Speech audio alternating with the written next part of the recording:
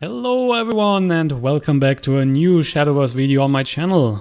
I'm Furo and we will check out some HAVENCRAFT deck today, looking at a so-called GARUDA HAVENCRAFT deck list.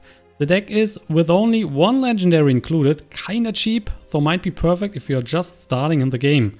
Unfortunately, HAVENCRAFT is at the moment not the top tier class to pick, but nonetheless always worth a consideration. Basically, the strategy of your deck is to start the game with some cheap amulets like the Pinion Prayer or the Sacred Plea, or of course of the Beastcall Aria, and then use your amulet accelerators like the Hallowed Dogma or the Winged Sentinel Garuda to break your amulets early on and get a huge value board. The majority of your amulets will give you storm units, so you're free to go to hit the face. For the mulligan in general, always keep your 1-point amulets and 2-point cards. Blackened Scripture, which is this one here, can be very useful against decks with a bunch of last word units. The main target of this is of course the Shadowcraft class. In comparison to some other HAVENCRAFT decks out in the wild, like the Seraph HAVENCRAFT, this one is more aggressive and can fight more efficient in the current environment. It has very decent results against combo Forestcraft, aggro Bloodcraft and ramped Dragoncraft, while also maintaining an even win rate against various Runecraft styles. Funny enough, the hardest matchup should be against your own class, so every opposing HAVENCRAFT will be a potential threat for you. That should be it for the little deck overview. Now let's fight a bit on the ladder. Right now I'm at A2, double A is nearly there, I can definitely feel it, so let's go and have some fun. Our first matchup for today will be against Runecraft, which is in general a tougher matchup, but still beatable. Depends a bit on how you are starting here. We're going second, so getting another card to draw. We have a Pinion Prayer, Sacred Plea. That's pretty decent, so I would say we will keep those two. We are dropping the Angel of the Word here. And let's replace that. Getting the Blackened Scripture. Pretty good. We will start with the Pinion Prayer, most likely, to get our early unit on the board. Then we have a 2-drop with the Blackened Scripture. If he's not playing a unit early on, we can just play the Sacred Plea on turn 2, sorry. And then turn 3, Angel of the Word. Nothing for turn 4 currently, but we're getting there definitely. Yeah, he's not dropping anything. So, we also got the Divine Birdsong. We might just drop more of my amulets here. With the Sacred Plea, we are getting more cards later, so that will help us. If we need to fight for the board with the Ancient Lion Spirit here, we are able to clear lots of stuff. If we are evolving that, that's dealing 2 damage to every other enemy follower. Getting our little Holy Falcon, that's the 2-1 with Storm, so that one can directly attack the face. The question is if we want to trade here into the 2-2, or if we just drop, for example, the Angel of the Word, hitting our opponent for 1. We can play the Scripture here, taking care of the 2-2, and then we are able to hit him for 2 in the face. Or we could just drop the Divine Birdsong for the value later. On the next turn we can evolve, so probably the Priest of the Cudgel is coming. And that's why we might just go for the Divine Birdsong. Dropping this one here on the board. And let's kill the Golem. Otherwise there's always a chance that he has a small spell and just need to drop 1 damage point on our Holy Falcon. Witch Hat, another one. Ooh, interesting. So definitely going for the Priest, and we can take care of both units. Then on the next turn we are summoning a Regal Falcon and we're drawing more cards. So let's evolve this one. Taking care of the 2-2. The 4-5 is good enough for the other 2-2 as well. Oh, that's definitely good for a board clearer. The Regal Falcon here is a stronger unit than the Holy Falcon. That will be a 3-4 with Storm. And if needed, if he's dropping a lot of units next turn, we might just play the Lion Spirit. Otherwise, if the board is not too dangerous, we will just go for the Angel of the Word and the Beastcall Aria. So a Magic Missile and Fate's Hand. He's drawing more cards and just 1 point in the face. That is not too dangerous. Draw more cards here. We get the Falcon on board.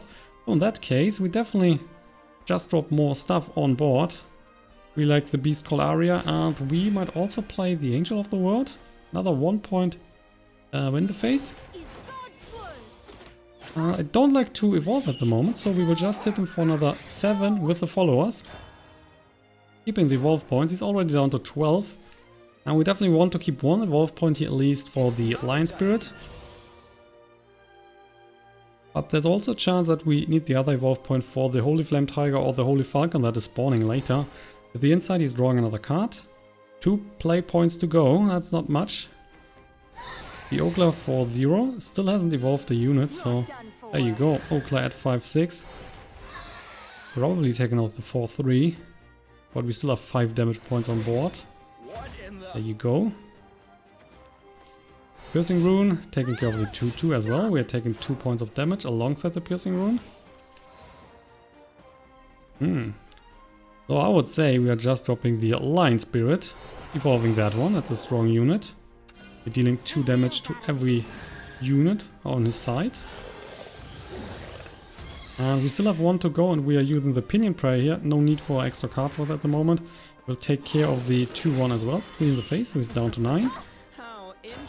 If our opponent is dropping the Daria, we have the Dance of Death, so that's not that of a problem. And otherwise, in 2 turns, we're getting Holy Falcon and another Holy Falcon, so that's a lot of damage in the face. Demonic Strike, taking care of this one. He might evolve the Crake here. Well, there's Daria. Drawing 5 more cards now. Still can evolve. I would assume that the Blade Mage is just going for the Faith and he's evolving the Daria then. I'm not interested in that. So he's just using the 4-4. That is trading into the 3-4. So leaving him with the 4-1 on board. That means we will use the Dance of Death here on the Daria. With the Hallowed Dogma we could activate one of our amulets right now, but there is no need. And we will just use the Scripture, getting rid of the 4-1. And that will be it. So we will then spawn a Holy Flame Tiger and double Holy Falcon next turn. That will be at least 4 damage that we can push on the face. If we evolve, that will be 6 damage, and he's currently at 7, so we're not missing that much to finish the game. We are down to 11. Let's see if we can do that. Only the Unicorn Dancer. We could just drop the Plea here, drawing more cards on the next turn. With the Hallowed Dogma, because of that, we can drop the amulet down to 1. Get a Heavenly Hound. We might just go for that. So we are evolving the Holy Flame Tiger. Instead of the Falcons, only dealing 4 damage in the face. Let us conclude. Now let's take care of one of the mages. We will drop the Heavenly Hound. And because we still have 3 left, I'd like to also kill another mage. And 2 in the face. We can leave the Golem here on board. We'll drop the Temple Defender. This one gets 1 damage reduced. So if he's hitting us with a Clay Golem, he would only hit for 1 damage. We should be out of reach here for him. He's not able to kill us. We are still at 11 life. We have 2 wards here. So they are good to prevent some damage. Dance of Death, getting rid of the Tiger. Still not good enough. Piercing Rune. Now he's out of reach. Getting stuff on board. We can currently deal 4 damage. And we got Dance of Death and the Winged Sentinel Garuda, and that is more than enough. We either play the Garuda for 3 damage or we play the Dance of Death for 2 damage, so it doesn't really matter. We're just picking this one. And another 4 in the face, taking down the first match. Game 2 brings us Dragoncraft. Hopefully he's playing Ramp Dragoncraft. That should work out wonderful. We're going first here. And I like to replace everything. Let's see. If he's playing Ramp, the Blackened Scripture might be useful. Yeah, we can prevent the extra play point then. Let's keep that. replacing the other two. Beastcall Aria, Temple Defender. Though in most cases we'll just go for the Beastcall Aria on our second turn, especially if we have another one. Unfortunately nothing for the first turn. There you go. One turn too late. Pinion Prayer would have been really nice on the first turn. Especially if he's going a bit slower here. Dragon Oracle, he's getting an empty play point. And wow, so many amulets. Let's just drop more stuff on board. No need to go for the Temple Defender right now. Just want to create some huge board here with all the amulets. But we need to be careful. Our opponent's definitely playing ramp. And there might be stuff like the Bahamut in it.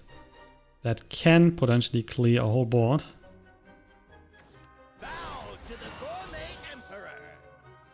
The Ultimate Carrot. That's a good pickup with the Blackened Scripture.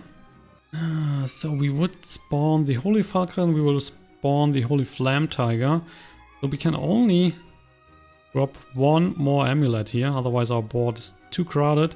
And I would say we're just dropping the either Pinion Prayer or we're going for the Temple Defender, but he can evolve next turn. So might not make that much sense. We're just going for the Pinion Prayer. That's good enough.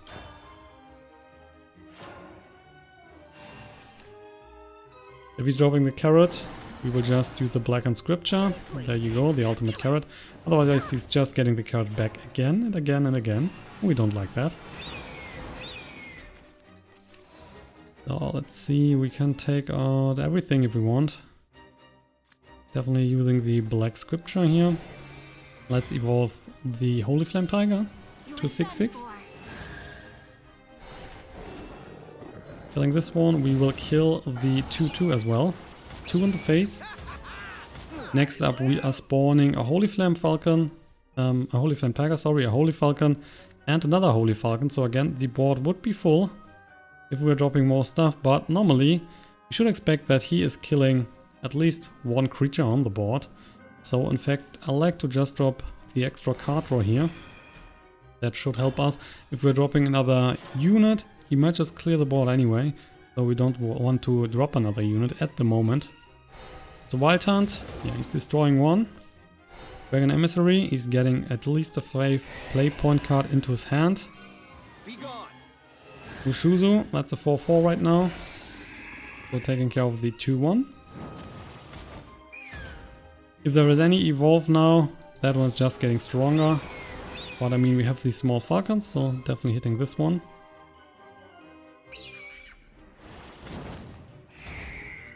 And should we... I guess we're keeping the evolve points. Let's just drop the Unicorn Dancer. And that will be it. We don't want to waste too much stuff onto the board. There's always a chance that he's just clearing everything. We can't invest too much at this point. We were a bit too slow here, still at 16 points. Draconic Favor, he's getting an empty play point, he's drawing 2 cards and gets 3 defense back. Every Dragon. Evolving that 3/4. What are you killing? The Dancer? Yeah, going for the Dancer. Oh, and another Temple Defender. Well, let's drop this one. 4 on the face. Still keeping the evolve point. Might be some use in the future. Right now we are a bit in trouble. He's already at 9 points. So the big guns are coming. 7 cards in the hand. Oh, another Draconic Favor. He's getting again 3 left back to 18. Now 8 cards in the hand. Shape-shifting Mage. Definitely need to kill this one, otherwise he's going into a Wind Blast Dragon. And the Wind Blast Dragon is... Let me give that here. Wind Blast Dragon is a 5/5 with Storm, so that's pretty big. Oh yeah, Blackened Scripture. We definitely need to keep the Lance of Death. There will be some huge units coming. So we are killing this one. Let's drop another Temple Defender. And let's just push 4 more on the face. We're keeping the rest for now. Down to 14. If there is a Bahamut, we can just go Dance of Death. Or the Genesis Dragon. I've said That's also a good pickup with the Dance of Death. So he's going down to 14, he's going down to 12, 8. That's a lot.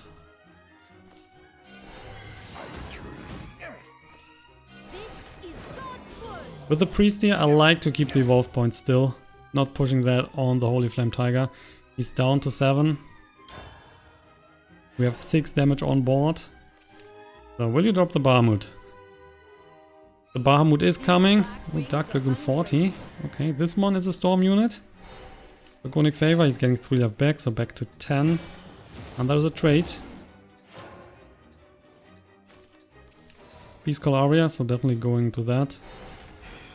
Heavenly Hound. If we're not evolving, the Heavenly Hound is only a 2-2. But I can feel that we need the last evolve point.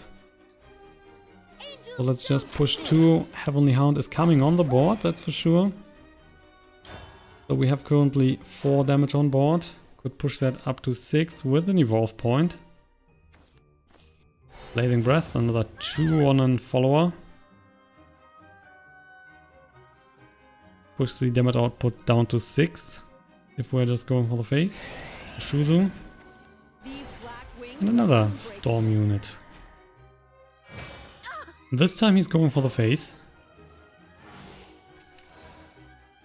So that means we could just kill this one. With the Priest, we're evolving this one. Then we're also taking out the Mushuzu. That one is going up to 4 attack here. But we're still good enough to kill him. And 2 in the face, so he's down to 6. The Amulet, so we are drawing more cards. Let's assume he is dropping a Bahamut. And we would spawn a Holy Falcon and a Holy Flame Tiger. And we would also draw more cards. Another Storm one. Dragon Overkill is getting another card draw. And he's just going for the face.